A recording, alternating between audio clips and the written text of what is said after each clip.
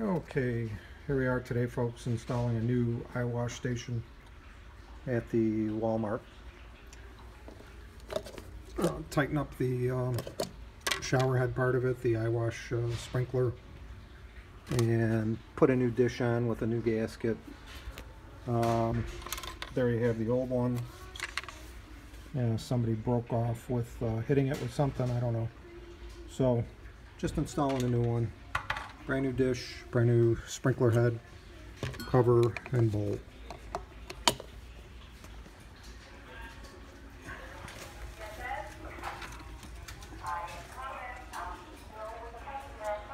There you go. Keep it short and sweet, and it's complete. Hey, that kind of rhymes.